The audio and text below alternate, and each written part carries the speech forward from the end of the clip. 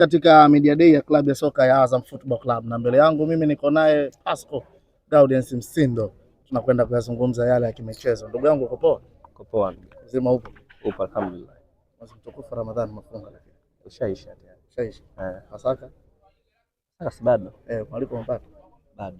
Pasaka sasa sina nusu na mimi ndio nataka nialike watu sio nialike. Au inabidi ualike? Hilo ulialika. Mimi nimesherehekea pia. Hapa jirani walikualika? Hamna, nimefunga zote. Humu ndani walikualika? Wapi? Hamna. Hujaalikwa? Nipe mchoyo. Nimekosa mwaliko kote kote. Bwana, tuanzie hapa bwana, tunataka kufahamu jambo moja bwana. Mwenendo wa Azam Football Club kwa msimu huu ndani ya duru ya raundi ya kwanza. Matarajio ambayo mlokuwa nayo, mnaona kwa namna moja ama nyingine mmekwisha kuachieve? Kwa mikakati kama timu na plani kama timu bado tupo katika mipango yetu ile ile.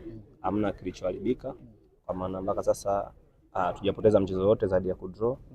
Kwa naamini bado tuna safari ndefu na sisi kama timu tumejipanga kupambana mpaka mwisho wa ligi ndio kila kitu kitajulikana. Tathmini yenu kwa namna ambavyo mzunguko wa raundi ya kwanza ligi kuu Tanzania bara, mnaionaje mkiwa kama wachezaji wa Azam?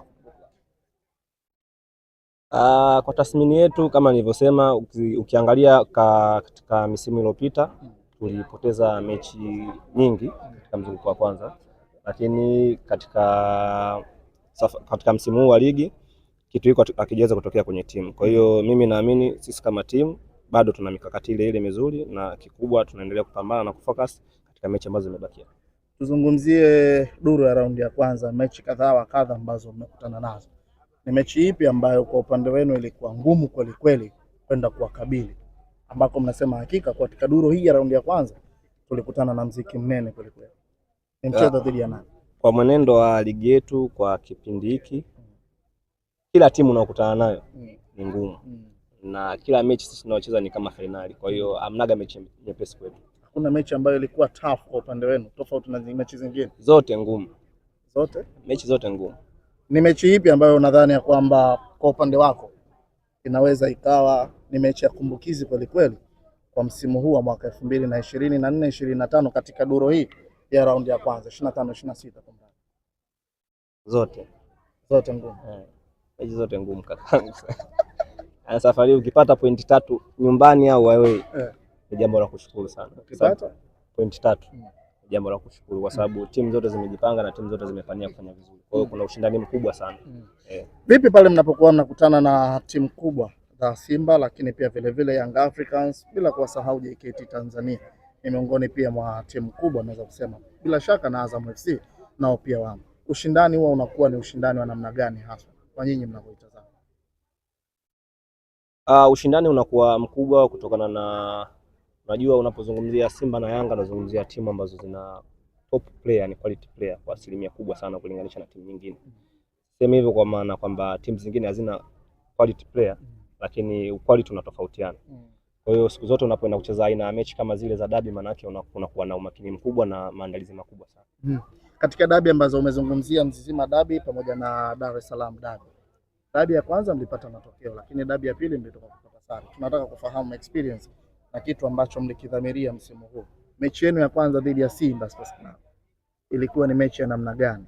Mechi ya Mzizima dabi. Mechi za dabi mara nyingi huaga ni ngumu, na siku zote mechi za dabi yule ambaye amejipanga vizuri au ambaye ana quality nzuri ndio huaga anapataga matokeo mazuri.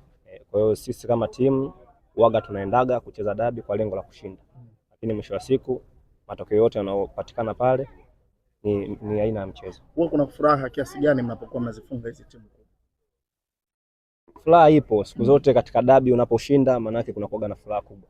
Kwa maana ni dabi. Dabi ni mchezo mkubwa sana tofauti na mechi zingine.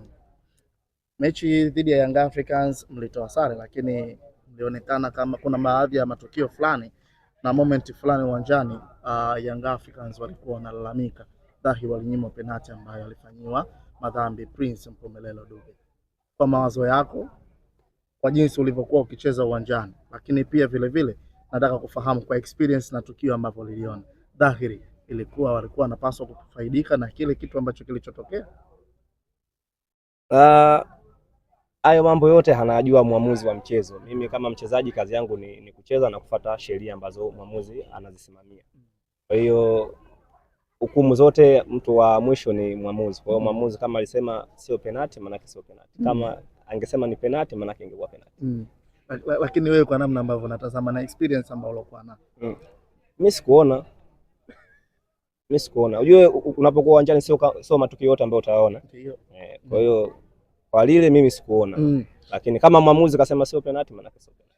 Wewe unajiandaa kiasi gani kuelekea kwenye michezo mikubwa ya namna hii?